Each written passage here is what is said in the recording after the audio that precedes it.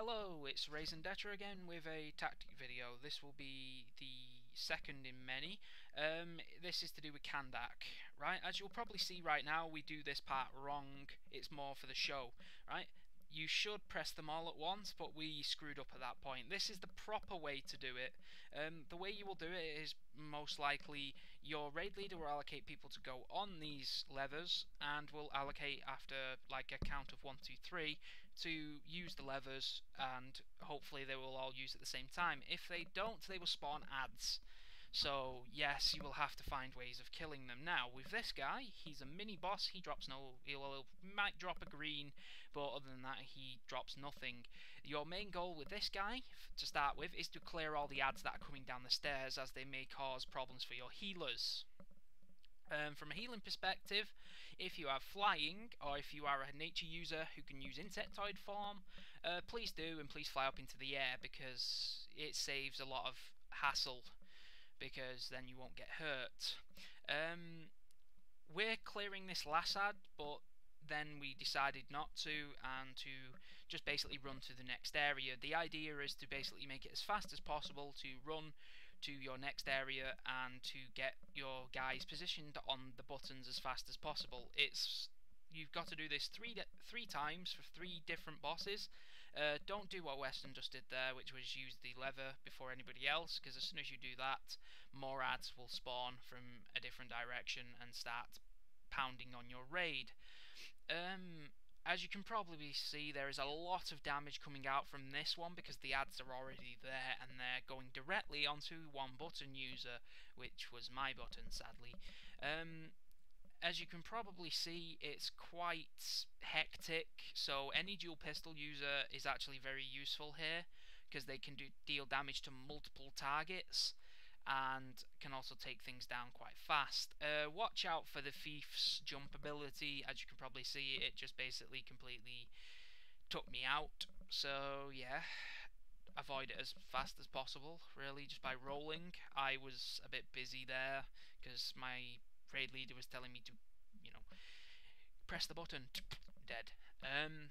Don't do what I'm doing here, because I took a much longer route. I wasn't thinking at the time, sadly. I had a fried brain, if I'm being honest, because we had quite a few bugs in Kandaq. Kandaq is a very buggy instance, as you probably know by the teleporter. So yeah, just do what I'm doing there, which is from the start, rock glide or whatever you can to get straight to this area, be it use your use your speed force ability or use the flight ability to go at supersonic speed. Now we actually get this one perfect this time, which is good, and it spawns the second mini boss. Now, this guy's nothing special, he doesn't hit particularly hard. It's just basically let your tank grab him and nuke the shit out of him. Make sure there's no ads behind the back, roughly the same thing. If there's any ads, make sure the ads are dead. And yeah, just kill. Healers, remember, stay up in the air if you can, and if you can't stay up in the air, don't go onto glitchy points like standing on places where the boss can't get to you or mobs can't get to you, because it makes it a bit of a hassle for the DPS to kill them. Now, I did something wrong here again. Nobody's perfect. I tried to run straight forward. You don't do that. You run backwards, kill off the ads that are left over from the fight, which we only won, and then run directly over to the next area.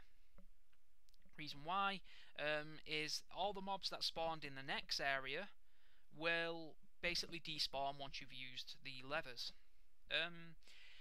Again, it's the unison fashion, so basically we try to get over there as fast as possible and to press all the levers at once again to stop spawning any more ads. Once this is done, all the ads will despawn, and you are suggested to basically stay behind there until everybody is ready. Everybody's full up on power, full up on health, and ready to engage the boss. As you can probably see, we have moderate amounts, and we decide to jump in anyway, just because we're after the speed feat. And generally, it's a very range-heavy fight. Anybody using melee should only be the tank, will be hit by not only the boss, but a few abilities as well. The first of them being, if I remember right, it is the Sands of Damned. Yes, the Sands of the Damned.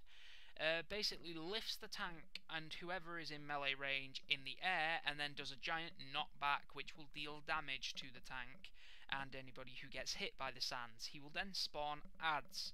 It is best to ignore the adds and just to keep nuking the boss. Reason why: the adds are not really that important, they don't really do much, and as you can probably see, it's quite nice, and the fight is quite easy, really, as long as you're a ranged heavy. If you have any melee, suggest them to wear a ranged weapon, because it's unnecessary healing needing to be done.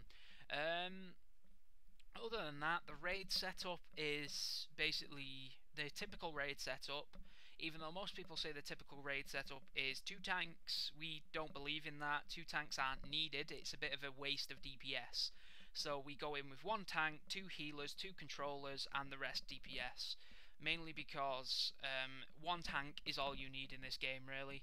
There's not been any boss fight that requires 2, from my recollection. We've sweeped through the entire content with 1. The loot, there's your loot, and yeah, that's about it for the second in an installment of the Kandaq raid instance. My name's been Vezina, and thank you for your time.